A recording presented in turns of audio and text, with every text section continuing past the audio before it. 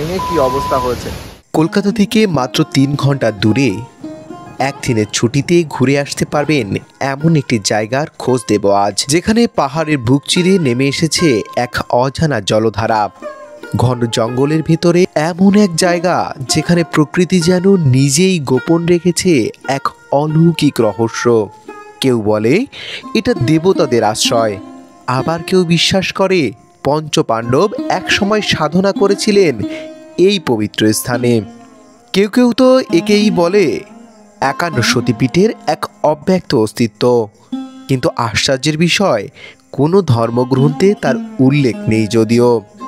তবুও এখানে এলে মনে হয় এই পাহাড়, এই জঙ্গল আর এই জলধারা কিছু যেন বলতে চায়। আজ সেই রহস্যময় দেবকুণ্ডের সন্ধানে আমি তোমাদের সঙ্গে আছি, তোমাদের আজকের গল্পের হোস্ট দাসবাবু। আর তোমরা দেখছো ব্লগ উইথ দাসবাবু। দেখো এই যে এত সুন্দর ওয়াটারফলস এবং তার উপরে রয়েছে মন্দির, কি দারুণ লাগছে। এই জায়গার জলের স্রোতধারা, জানি না কতটা কি যেতে পারবো। বন্ধুরা পৌঁছে গেছি অনেকটা, আর পায়ে ভীষণ টান ধরেছে।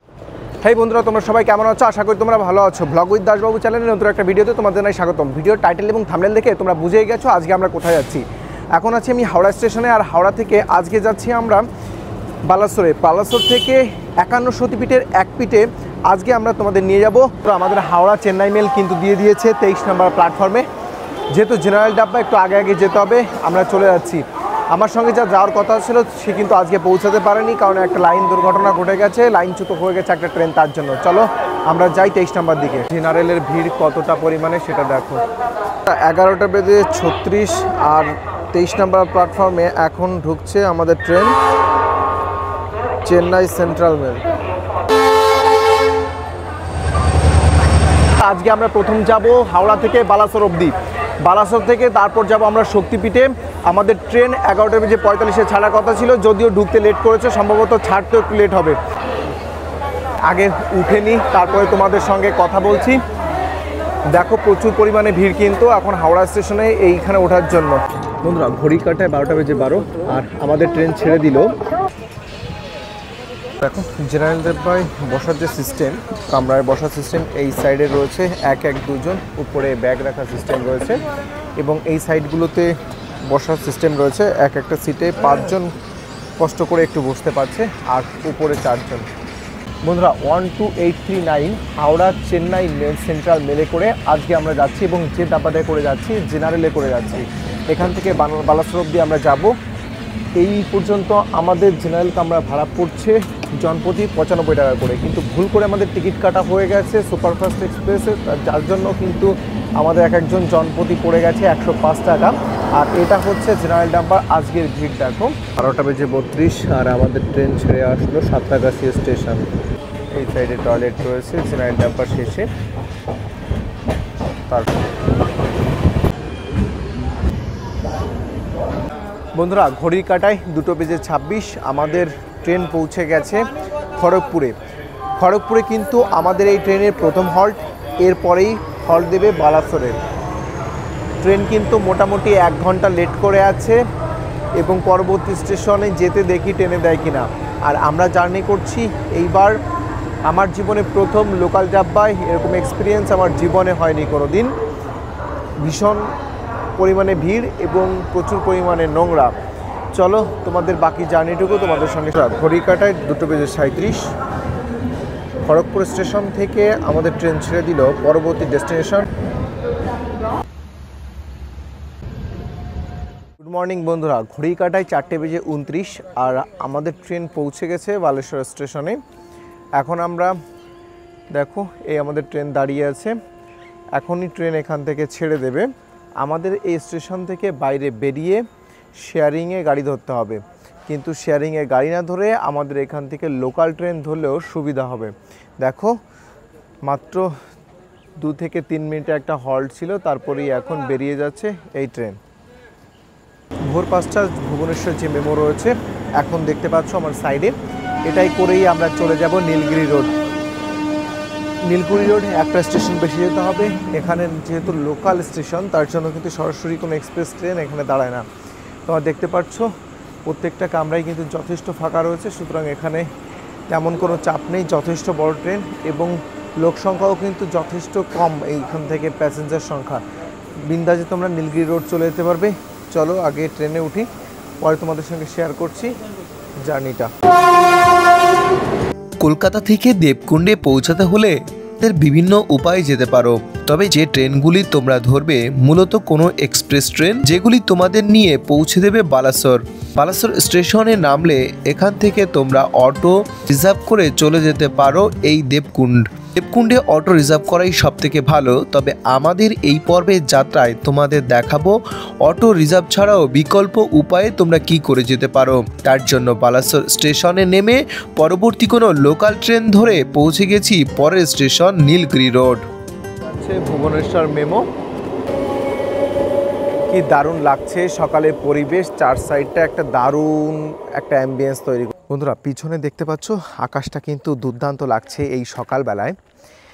এত সুন্দর আকাশ খুব কমই দেখা যায় এত সকালবেলায়, ভোরবেলায়। পিছনে দেখো আকাশটা কি দুর্দান্ত লাগছে। এটা হচ্ছে নীলগিরি রোড, প্ল্যাটফর্মের যে ক্রসিং, সেই ক্রসিং রয়েছে ফ্লাইওভার। এবার বাইরে গিয়ে দেখছি, প্রথম আমরা এখান থেকে যাব দেবকুণ্ডা ওয়াটারফলস। বন্ধুরা প্রথম আমাদের এখান থেকে যেতে হবে দেবকুণ্ডা ওয়াটারফলস। উপরে উঠে আগে নেমে দেখি কি ব্যবস্থা রয়েছে ওখানে যাওয়ার জন্য। ভোরের আলো ফুটেছে দেখি, কিন্তু সূর্যের মুখ কিন্তু আমরা এখনও দেখিনি। সামনের দিকে যাচ্ছি, একজন বললেন ওই সামনে গিয়ে মাথা 4 রাস্তা রয়েছে, ওই 4 রাস্তা থেকে আমরা গাড়ি পেয়ে যাব। এখানে অধিকাংশ মানুষ কিন্তু দেখছি খুব ভোরবেলায় এসছি, বাইক নিয়ে যাতায়াত করছে এখান দিয়ে। আমরা যেহেতু খুব ভোরে চলে এসেছি তার জন্য গাড়ির সংখ্যা কিন্তু একটু কম, তাই একটু সামনের দিকে হেঁটে যাচ্ছি, ওখান থেকে সম্ভবত গাড়ি পেয়ে যাব। বন্ধুরা আমরা এখান থেকে একটা অটোতে চেপে বসেছি। বন্ধুরা আমরা এখন যে জায়গাটায় দাঁড়িয়ে আছি, এই দেখো এটা হচ্ছে ফ্লাইওভারের নিচ দিয়ে ক্রসিং দিয়ে এসে আমাদের দাঁড় করিয়ে দিল। এই অবধি আমাদের ভাড়া নিল জনপ্রতি 10 টাকা, মানে 20 টাকা। দেবকুণ্ড যেতে হলে আমাদের এই জায়গাটা থেকে যেতে হবে প্রথম উদলা থেকে তারপর দেবকুণ্ড যেতে হবে। এখান থেকে উদলার দূরত্ব প্রায় 40 কিলোমিটার। বন্ধুরা দেখো এই যে বাস এসছে, এই বাস কিন্তু উদলাতে যাবে। চলো আমরা বাসে উঠে যাই, তারপরে কথা হচ্ছে, তোমাদের জানিয়ে দিচ্ছি এখান থেকে উদলা ভাড়া কত। বন্ধুরা এখান থেকে উদলার যে ভাড়া, সেই ভাড়া হচ্ছে 37 টাকা করে একজনের। একটা মিনি বাস যেমন হয়, এই বাসটা ঠিক উদলা যাওয়ার বাসটা ঠিক তেমন। আমরা খুব ভোরবেলায় চেপেছি, এখন সম্ভবত ঘড়িতে বাজে 6টা। যেমন সেই সঙ্গে কিন্তু এখনই আমরা পাহাড়ের দেখা পেয়ে গেছি। দেখো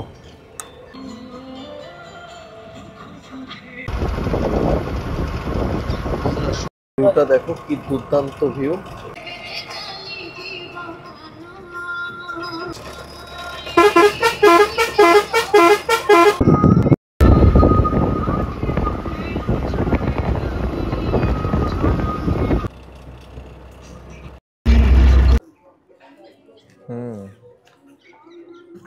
বন্ধুরা আমরা এখন একটু চা খেয়ে নিচ্ছি, একটা জায়গায় রেস্টে আছি।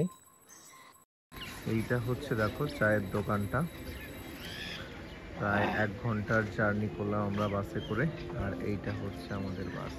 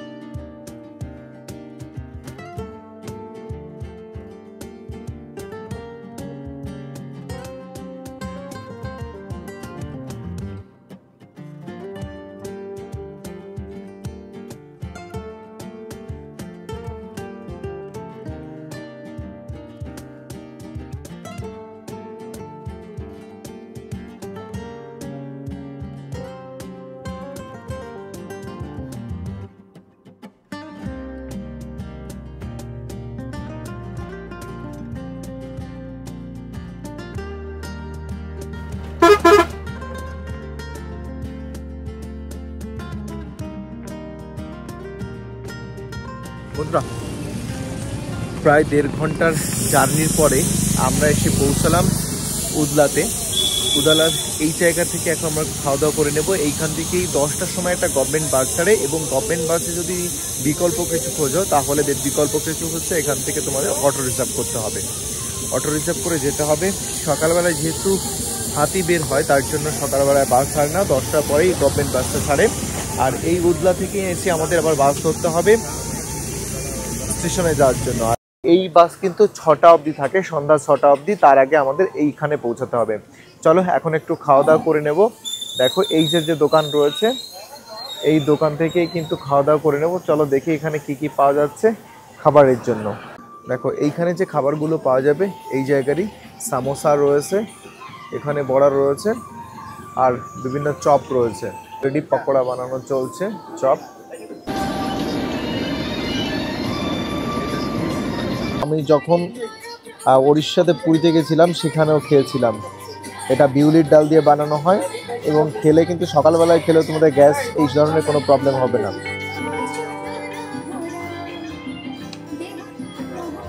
বন্ধুরা, এই যে মন্দিরটা দেখতে পাচ্ছ আর এই যে বাস স্ট্যান্ড, এটা হচ্ছে উডালা বাস স্ট্যান্ড। এইখান থেকে বাসে করে 10:30টার সময় একটা গভর্নমেন্ট বাস যায়। তাছাড়া তোমরা অটোতে করেও রিজার্ভ করে যেতে পারো। যে অটোগুলো রয়েছে দুজনের জন্য নিয়ে যাবে এবং আসবে, 1000 টাকা করে চেয়েছেন। যেটা মনে হয় আর 3-4 জন থাকলে, 4-5 জন থাকলে হয়তো তোমাদের জন্য সুবিধা হতে পারে।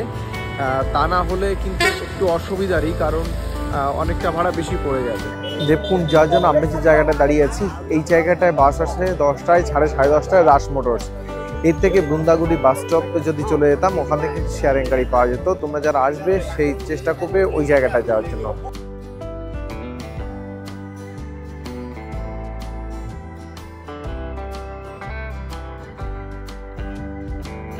মন চাইছে আজ হারিয়ে যাব। ও বন্ধুরা, কি দুর্দান্ত লাগছে দেখো, সবুজে ঘেরা মাঠ, দিগন্ত বিস্তৃত মাঠের মধ্যে দিয়ে একটা রাস্তা গেছে, আর দূরে দেখা যাচ্ছে পাহাড়।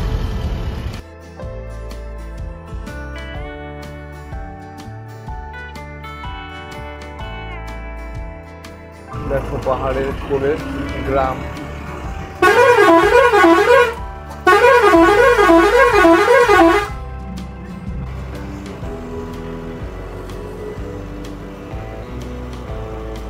এখানে আসার ডিরেক্ট যে বাসটা আছে দাস মোটরস, এইটা হচ্ছে দাস মোটরসের সেই বাস।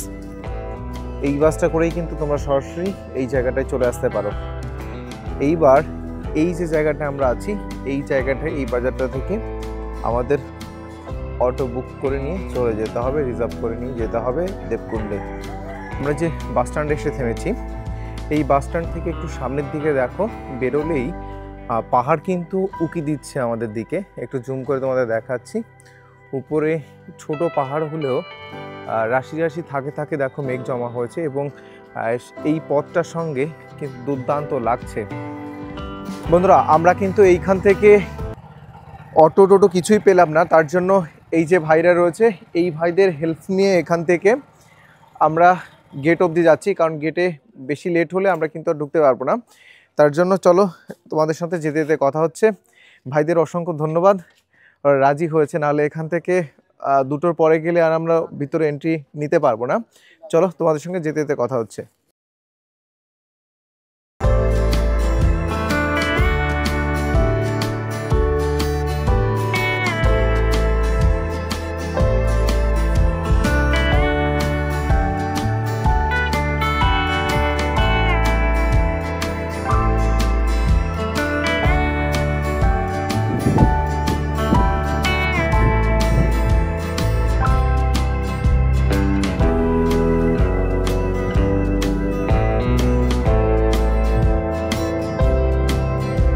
বন্ধুরা, ঘড়ির কাটায় 12:38, আর আমরা এখন পৌঁছে গেছি দেবকুণ্ডের যে গেট রয়েছে সেই গেটে পৌঁছে গেছি।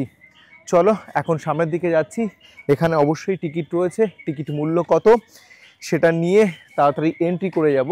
কারণ এখানে এন্ট্রির একটা শেষ টাইম আছে, তার আগে আমাদের প্রবেশ করতে হবে। একবার প্রবেশ করে গেলে তারপর কিছু টাইম থাকতে পারবো বা ঘুরতে পারবো।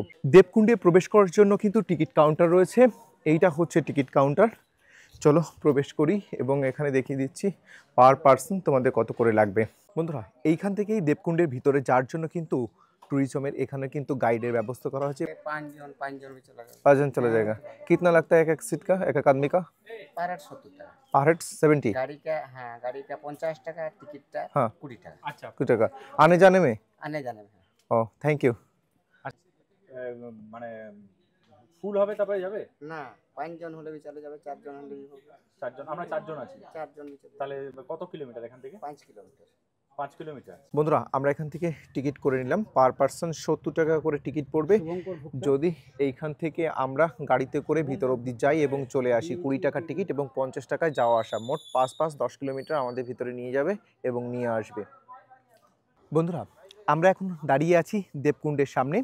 দেখো দেবকুণ্ডের যে গেট রয়েছে আমার পেছনে রয়েছে, এখান থেকে আমরা টিকিট করে নিলাম জনপ্রতি 70 টাকা। 70 টাকায় যে সতীপীঠ রয়েছে ওই অবধি আমাদের গাড়িতে করে নিয়ে যাবে এবং নিয়ে আসবে, এবং টিকিটের জন্য হচ্ছে জনপ্রতি 20 টাকা আর গাড়ির জন্য 50 টাকা। চলো ভিতরে যাচ্ছি, আমাদের গাড়ি কিন্তু প্রবেশ করছে দেবকুণ্ডের মধ্যে।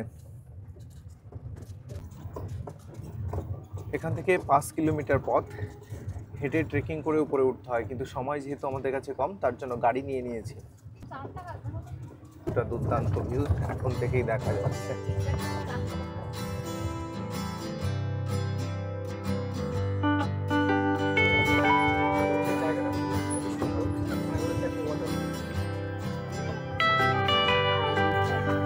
বন্ধুরা, আমরা কিন্তু প্রবেশ করে গেছি। দুই সাইডে দেখতে পাচ্ছ ঘন জঙ্গল, তার মধ্যে দিয়ে শুনশান পরিবেশের মধ্যে দিয়ে আমরা এগিয়ে চলেছি। ব্যাটারি গাড়িতে যেতে যাচ্ছি, শব্দ কিন্তু নেই মাত্রই বললে চলে।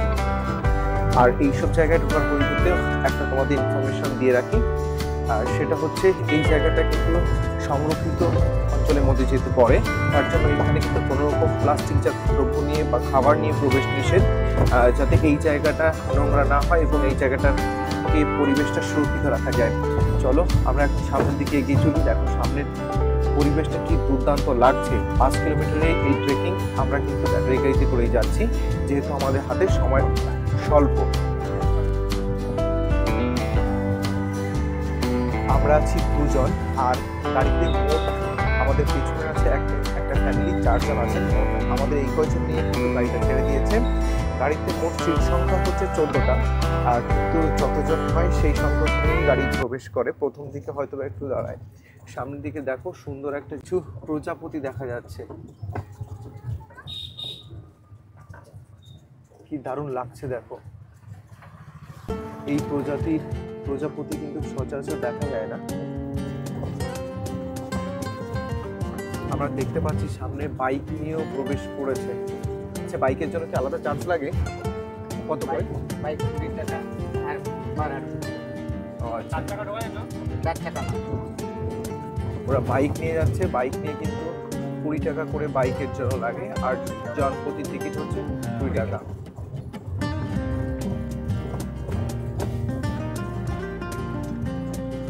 দেখো এখনো অবধি কিন্তু আমরা সমতলেই চলছি, পাহাড়ি রাস্তা কিন্তু এখনো অবধি আসেনি। এখন যতটা দূর যাচ্ছি সমতল, অর্থাৎ এই রাস্তাটা কিন্তু তোমরা হেঁটেই পার হতে পারবে।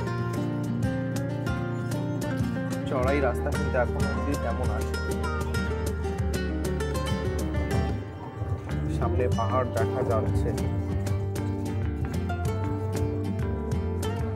বন্ধুরা দেখো সামনে কিন্তু জলের দেখা পেয়েছি।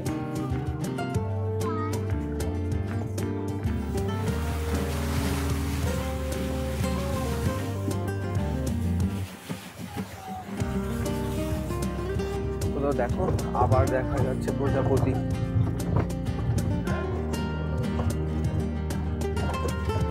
বন্ধুরা, দুই পাশে জঙ্গল সরে সরে পেছনের দিকে যাচ্ছে, আর তার মাঝখান দিয়ে সরু রাস্তার মধ্যে দিয়ে আমরা যাচ্ছি। লাল মাটির তৈরি এই রাস্তায় বাঁকে বাঁকে মাঝে মাঝে দেখা মিলছে নামনাজারা বিভিন্ন প্রজাপতির।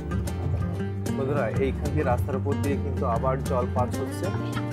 দেখো, আর এইখানে একটা সুন্দর ওয়াটারফলস তৈরি করেছে। যে বাইকগুলো আসছে সব বাইকগুলো এখানে দাঁড়াচ্ছে, দেখো।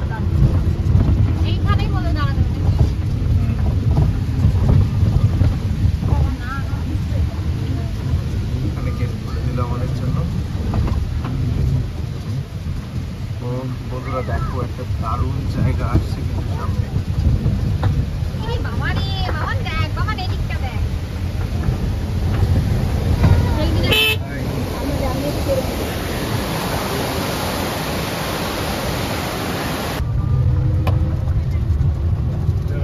জঙ্গলটা কিন্তু অসাধারণ।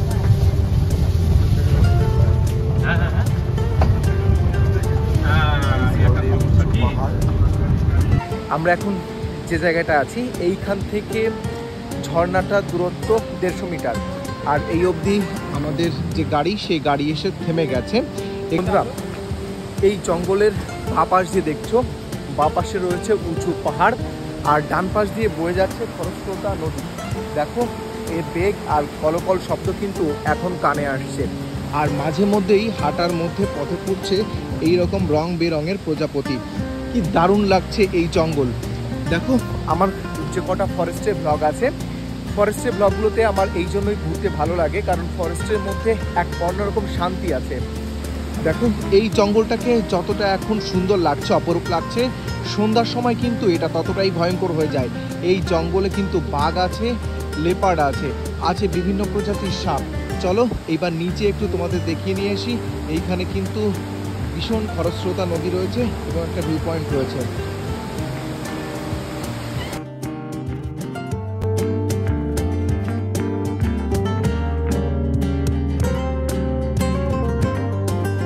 বন্ধুরা, আমি এখন আছি ওড়িশার 51 সতীপীঠের এক পীঠ, অর্থাৎ ভারতবর্ষের বিভিন্ন জায়গায় যে সতীর 51টা খণ্ড পড়েছিল তার একটা খণ্ড রয়েছে কিন্তু এই দেবকুণ্ডে। আমি এখন আছি সেই ওড়িশার দেবকুণ্ডে। দেবকুণ্ডের যাওয়ার আগে যে ঝর্ণার জল, সেটা কিন্তু দেখো কত স্রোতের কি পরিমাণ বেগ রয়েছে। এখান দিয়ে এই স্রোতস্বিনী নদী বয়ে যাচ্ছে সামনের দিকে, এবং এই জলই কিন্তু এখানে চাষের জন্য ব্যবহৃত হচ্ছে। আর জায়গাটা দেখো কি দারুণ রোমাঞ্চকর। এক পাশে নদীর কলকল শব্দ, আর অন্যদিকে এই ঘন জঙ্গল এক মিলেমিশে একাকার করে এক নতুন এক রোমাঞ্চকর পরিবেশ তৈরি করেছে। আর তোমাদের সুবিধাতে বলে রাখি, এই জঙ্গলে কিন্তু বাঘ রয়েছে, রয়েছে বিভিন্ন প্রজাতির সাপ, তার সঙ্গে বিভিন্ন প্রজাতির প্রজাপতি। আর তোমরা এই যে গাছগুলো দেখতে পাচ্ছ, এইগুলো কিন্তু একটা ফলের গাছ, অর্থাৎ গ্রাম বাংলায় গাব গাছ যেটাকে বলে সেই গাছ। এই গাছের ফল দিয়েই কিন্তু তৈরি হয় আমাদের যে মাছ ধরার জাল রয়েছে, সেই জালে কিন্তু কালো করতে এই গাছের ফল ব্যবহার করা হয়। এবং দেখো চারপাশে সবুজটা দেখো শুধুমাত্র, আর কত বড় বড় গাছ রয়েছে। বন্ধুরা, আমরা এখন হেঁটে যাচ্ছি সেই জায়গা দিয়ে। এর সামনে কিন্তু আর 100 মিটারের মতো হাঁটলেই আমরা ঝর্ণা দেখতে পাবো। এই যে বিশাল জঙ্গল দেখতে পাচ্ছ তোমরা, এই বিশাল জঙ্গলের দুই পাশে দেখো বড় বড় যে পাথরের চাই দেখতে পাচ্ছ, তার থেকে একটু সামনে গেলেই আমরা পৌঁছে যাব এই যে জায়গাটা রয়েছে, এই জায়গার সবথেকে আকর্ষণীয় জায়গা ঝর্ণাটা।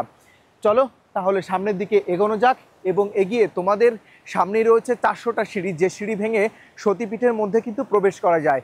চলো সামনের দিকে এগোনো যাক। বন্ধুরা, জায়গাটা কি অপরূপ সুন্দর তুমি দেখো। বন্ধুরা, জায়গাটা কি অপরূপ সুন্দর তোমরা দেখো। এখান থেকে জুম করে তোমাদের দেখাচ্ছি। মন্দিরটা দেখো, পুরো জলের মধ্যে মনে হচ্ছে মন্দিরটা, কারণ মন্দিরের গা ঘেঁষে জল বেরোচ্ছে। দেখো পুরো জায়গাটা। এখানে কিন্তু অনেক মানুষ এসেছেন, এবং অধিকাংশ মানুষ, এটা ভালো লাগলো জেনে যে সবাই কিন্তু আমরা বাঙালি, চারপাশ থেকে এসেছি। এটা যার সঙ্গে আজকে আমি এসেছি, শুভঙ্কর দা। আর জায়গাটা দেখো সব মিলে একাকার, আর এখানে যারা আছি আমরা অধিকাংশই কিন্তু আমরা সব বাঙালি। বন্ধুরা, আমরা এখন দাঁড়িয়ে আছি দেবকুণ্ডের সামনে, যে ঝর্ণা রয়েছে সেই ঝর্ণার সামনে। এইখানে তোমরা পরবর্তীতে আমাদের পিছনে আকাশের অবস্থা দেখতে পাচ্ছ। অলরেডি আমাদের ওই সাইডে যে পাহাড়টা রয়েছে সেই পাহাড়ে কিন্তু বৃষ্টি হচ্ছে। যখন তখন এই পাহাড়ে বৃষ্টি আসতে পারে, তার আগে আমরা উপরে যাওয়ার চেষ্টা করব। চলো উপরের দিকে রওনা দিই। কি দারুণ জায়গা, শুধু দেখুন ভিউটা।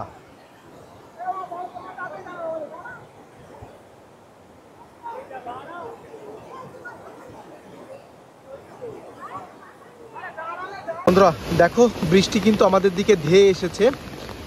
এখন বৃষ্টির মধ্যেই আমরা সামনের দিকে এগিয়ে যাচ্ছি। যে বৃষ্টিটাকে আমরা সামনে পাহাড়ে দেখতে পেয়েছিলাম, সেই বৃষ্টি কিন্তু আমাদের ছেয়ে ধরেছে। এর মধ্যে দিয়ে আমাদের হেঁটে যেতে হবে, আমরা সামনের দিকে এগিয়ে যাচ্ছি। এর মধ্যে জঙ্গল কিন্তু এক অন্য রূপ ধারণ করেছে, এক দারুণ রূপ। দেখো কি দুর্দান্ত লাগছে, আর ঝর্ণাটাকে তো আরও দুর্দান্ত লাগছে। এখানে ঝর্ণার শব্দ, তোমরা কলকল শব্দ কিন্তু অলরেডি শুনতে পাচ্ছ। আর ওই দেখো সামনে কিন্তু আশ্রয় নিয়েছে, তাঁবু টানানো রয়েছে, ওর মধ্যে আশ্রয় নিয়েছে যারা ছিলেন এইমাত্র এখানে। কতটাই ভয়ঙ্কর, অর্থাৎ এই জায়গায় কিন্তু প্রচুর পরিমাণে শ্যাওলা। এইমাত্র এই জায়গায় পৌঁছাতে গিয়ে যে 150 মিটার আমাদের হাঁটার দরকার ছিল, এই 150 মিটার হাঁটতে গিয়ে কিন্তু আমার সঙ্গে যে দাদা এসছে, দাদার হাত কিন্তু অলরেডি কেটে গেছে। দেখো, সেই সঙ্গে দেখো ক্যামেরার অবস্থাটা, তোমরা শুধু দেখো ক্যামেরার অবস্থাটা ভেঙে কি অবস্থা হয়েছে। সুতরাং তোমরা যারা এই জায়গাগুলোতে আসতে চাচ্ছ, পাহাড়ে আসতে চাচ্ছ বর্ষার সময়, এই একটা জিনিস খেয়াল রাখবে, কারণ প্রচুর পরিমাণে শ্যাওলা চারপাশে, প্রচুর পরিমাণে বৃষ্টির জন্য কিন্তু পিচ্ছিল হয়ে গেছে জায়গাগুলো। সুতরাং সবসময় সতর্ক থাকবে, না হলে কিন্তু তখন তখন বিপদ ঘটে যেতে পারে, যেটা আমাদের সঙ্গে এই মাত্র ঘটলো। এটা কিন্তু ভীষণ ব্যথা পেয়েছে, হাত থেকে শুরু করে পা, হাতের কনাইতে ছেলে গেছে, অনেক সমস্যা হয়েছে। বন্ধুরা, আমরা দেবকুণ্ডের যে ঝর্ণা রয়েছে সেই ঝর্ণার সামনে এখন আছি। চলো তোমাদের সঙ্গে এই জায়গাটার পরিবেশ কেমন ঠিক দেখো। আমার সামনে কলকল শব্দে ছোট্ট যে জায়গাটায় স্নান করে সবাই, সেই ঝর্ণাটা সামনে রয়েছে। কি দারুণ ফ্লো দেখো, কত জল, রাশি রাশি জল, এবং এই জল কিন্তু এখান থেকে এসে সরাসরি এই রাস্তার উপর দিয়ে উপচে পড়ছে নিচের দিকে। এবং এই জায়গাটায় এই পাশ থেকে পার হতে গিয়ে দেখো এখানে পাথর দিয়ে দেওয়া হচ্ছে যাতে পাটা না ভিজিয়ে ওই জায়গাটায় যাওয়া যায়। দেখো বন্ধুরা, চলো তাহলে তোমাদের একটু কাছের থেকে ঝর্ণাটা আমি দেখিয়ে দিই। কি অপরূপ সৌন্দর্য।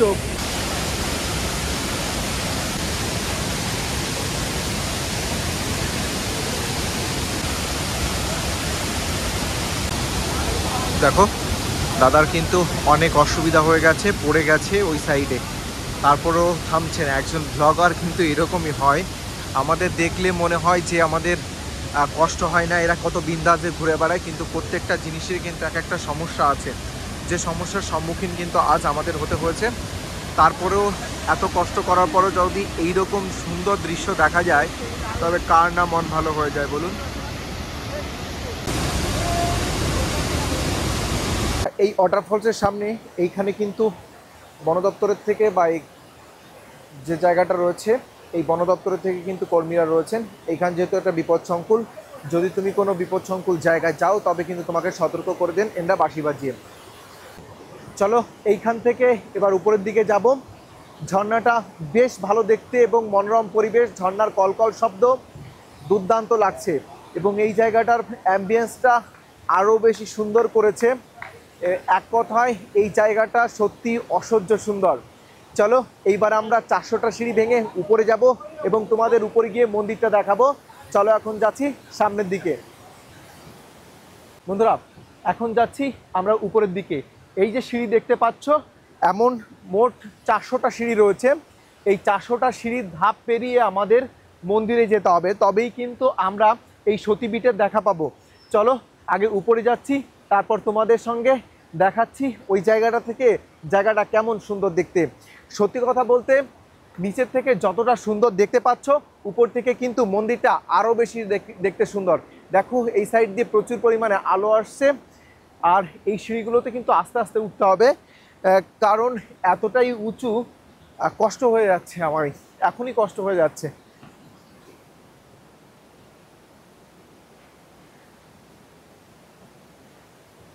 একটু উঠছি আর একটু জিরিয়ে নিতে হবে, কিন্তু এইখান দিয়ে সামনে যাওয়ার যে রাস্তা দেখো এই পুরো রাস্তায় কিন্তু জলমগ্ন, কিন্তু আমি তো জুতো পরে রয়েছি, এবার কি করে যাব সেটা একটা ভাবার বিষয়।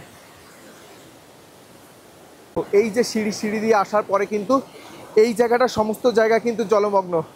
এইবার আরেক সিঁড়ি হচ্ছে ওইখানটায়, আমাকে ওখানে যেতে হলে এখন জুতো খুলে যেতে হবে, না হলে কিন্তু আমরা সামনে যেতে পারবো না। প্রচুর পরিমাণে দেখো জলরাশি, জলধারা যাচ্ছে এখান দিয়ে। চলো দেখি কতটা যেতে পারি। বন্ধুরা দেখতে পাচ্ছ এই জায়গা দিয়ে কিন্তু অজস্র পরিমাণে জল, আর এইখান দিয়ে কিন্তু জুতো না খুলে আমরা যেতে পারবো না। বুঝতে পারছি না কি করে যাব, এই জন্য জুতো খুলে এইখানেই রাখতে হবে, তারপরে জুতো খুলেই উপরে উঠতে হবে, দর্শন করতে হবে সতীপীঠের। এটা কিন্তু একটা দারুণ সাইন। আমার মনে হলো যে প্রাকৃতিকভাবেই বলছে এই পবিত্র স্থানে তোমরা জুতো নিয়ে প্রবেশ করতে পারবে না। চলো কিছুই করার নেই, আমরা এইখানে জুতোটা খুলে রেখে তারপর সামনের দিকে এইখান দিয়ে যাব। প্রচুর খরস্রোতা নদী। চলো পরেরটুকু উপরে গিয়ে দেখা হচ্ছে তোমাদের সঙ্গে। বন্ধুরা আমাদের জুতোগুলোকে আমাদের এইখানেই ছেড়ে যেতে হচ্ছে, কারণ সামনে আর আমরা নিয়ে যেতে পারবো না, কারণ সামনে প্রচুর জল। তোমরা দেখতে পাচ্ছ প্রচুর পরিমাণে স্রোতধারা। আমাদের দেখো আমাদের পা কিন্তু এইখান থেকেই পরিষ্কার হয়ে যাচ্ছে, ধুয়ে যাচ্ছে সতীপীঠে যাওয়ার আগেই। দেখো যারা গিয়েছে তাদেরও সেম কন্ডিশন।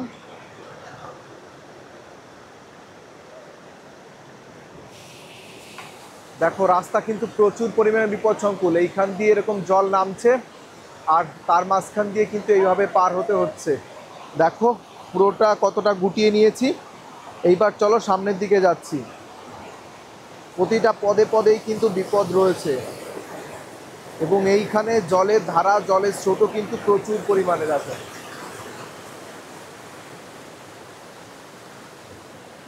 একদম জল কতটা দূরে যাচ্ছে শুধু দেখো,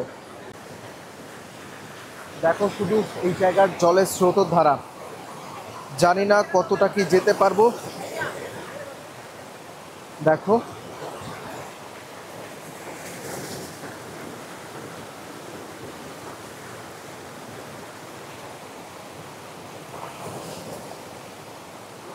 দেখো প্রচুর পরিমাণে কিন্তু জলের স্রোতের ধারা, আর এখানে জলটাও বেশ পরিষ্কার। এই পর্যন্ত আমরা কিন্তু উঠে গেছি, এইবার এই সিঁড়ি দিয়ে আমাদের উপরের দিকে উঠতে হবে। চলো সামনের দিকে যাচ্ছি এবং তোমাদের সঙ্গে দেখাচ্ছি। অর্থাৎ দারুণ একটা অ্যাডভেঞ্চার হয়ে গেল কিন্তু আমাদের এই জায়গাটায়। Thank you.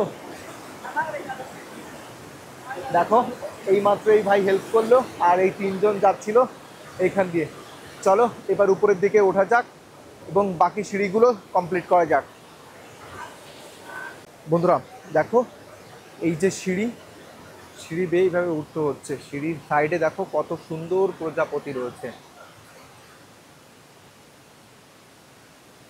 এই মাঝে মধ্যেই কিন্তু এই সিঁড়ি দিয়ে এই প্রজাপতিগুলো দেখা যাচ্ছে। কি দারুণ লাগছে প্রজাপতিগুলোকে, তোমাদের ভাষায় ব্যক্ত করা যাবে না। দেখো আমাদের আগে যারা গিয়েছিল তারা কিন্তু এখন নেমে। বন্ধুরা এই জায়গা দিয়ে যাওয়ার সময় দাঁড়ানো যাবে না একটা জায়গায়, কারণ প্রচুর পরিমাণে মশা রয়েছে, কিন্তু প্রচুর পরিমাণে মশার উৎপাত শুরু হয়েছে এই জায়গায়। মাঝে মাঝেই দেখা হচ্ছে দেখো এরকম নাম না জানা নানা প্রকার রং বেরঙের প্রজাপতির। উফ কি দারুণ লাগছে দেখো। বেশ খাড়া উপরের দিকে উঠে গেছে।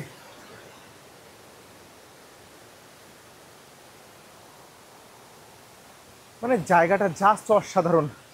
বর্ষাকালে এইরকম জায়গায় আসতে সত্যি মন চায়, কিন্তু সাবধানে, কারণ নিচের থেকে এই জায়গাটা যথেষ্ট বেশি পিচ্ছিল, যে কোনো সময় পিচ্ছিল খেয়ে পড়ে যেতে পারেন। সাবধানে চলতে হবে। দেখো জঙ্গলের মধ্যে দিয়ে কত সুন্দর করে উঠে গেছে উপরের দিকে রাস্তা, আর নিচেটা তোমাদের দেখাচ্ছি।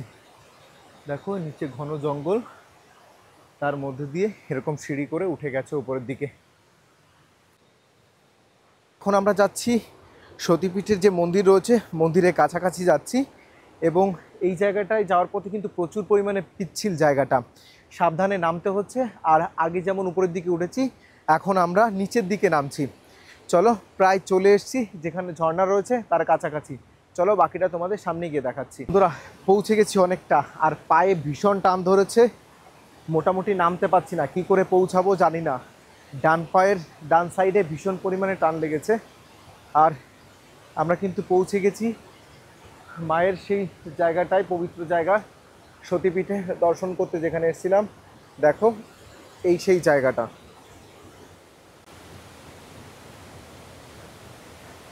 দেখো এই জায়গাটা কি অপরূপ সুন্দর, মানে এই উপরে কষ্ট করে আসা পুরো সার্থক। এইখানে রয়েছে বজরংবলীর মূর্তি রয়েছে দেখো, আর তার সাইড দিয়ে পেছন দিয়ে কিন্তু বয়ে যাচ্ছে কলকল শব্দে যে ঝর্ণাটা আমরা দেখেছিলাম সেই ঝর্ণাটা। আর এইখানে রয়েছে মায়ের মন্দির। আর দেখো এই যে সিঁড়ি, এই সিঁড়ি উপরের দিকে উঠে গেছে। আর এই পাহাড়ে রয়েছে গণপতি বাপ্পা, এবং এই যে ঘরটা রয়েছে এই ঘরে কিন্তু এনারা রয়েছেন, এবং এই সাইড দিয়ে কিন্তু বয়ে যাচ্ছে কলকল শব্দে সেই ঝর্ণাটি। চলো আমরা এখন নিচে যাচ্ছি এবং তোমাদের দেখাচ্ছি কাছের থেকে ঝর্ণাটা দেখতে ঠিক কেমন লাগছে। যদিও পায়ে ভীষণ ব্যথা করছে, ফেরার সময় কি করব জানি না, সম্ভবত এখানে রেস্ট নিতে হবে। তারপর পা একটু নাড়াতে পারছি না, কাঁপছে পা, রীতিমতো কাঁপছে। জয় মা।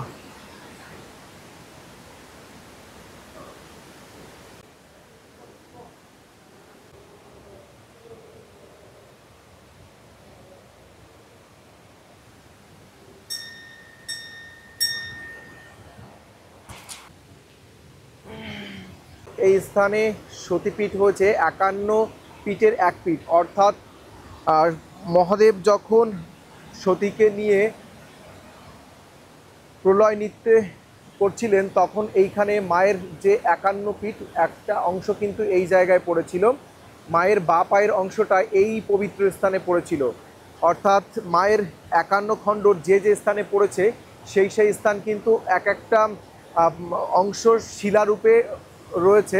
আর মায়ের এই পীঠটায় রয়েছে মায়ের বাঁ পায়ের অংশটা শিলারূপে পূজিত হয়। দেখো কি দারুণ একটা পরিবেশ, এই রকম চারপাশে সবুজ জঙ্গল, ঝর্ণা, তার পাশে মায়ের এই মন্দির স্থাপিত। এই যে জায়গাটা দেখছো সতীপীঠের, এই জায়গায় কিন্তু যজ্ঞ হয়, এটা যজ্ঞবেদী, এবং এইটা হচ্ছে মায়ের মূল যে মন্দির সেই মন্দির রয়েছে। আর দেখো অর্ধনারীশ্বরের প্রতিকৃতি এইখানে কিন্তু রয়েছে। বন্ধুরা, দেবকুণ্ড ভ্রমণকে কেন্দ্র করে তোমাদের মনে আর কোনো প্রশ্ন থাকলে অবশ্যই জানাতে পারো। আমরা চেষ্টা করব তোমাদের সাধ্যমতো জানানোর। দেবকুণ্ড ভ্রমণকে কেন্দ্র করে যদি কোনো অজানা তথ্য তোমাদের জানা থাকে অবশ্যই কমেন্ট সেকশানে কমেন্ট করে জানিও। আজকের মতে এখানেই ভিডিওটি শেষ করছি। দেখা হচ্ছে অন্য কোনো দিন অন্য কোনো ভিডিওতে।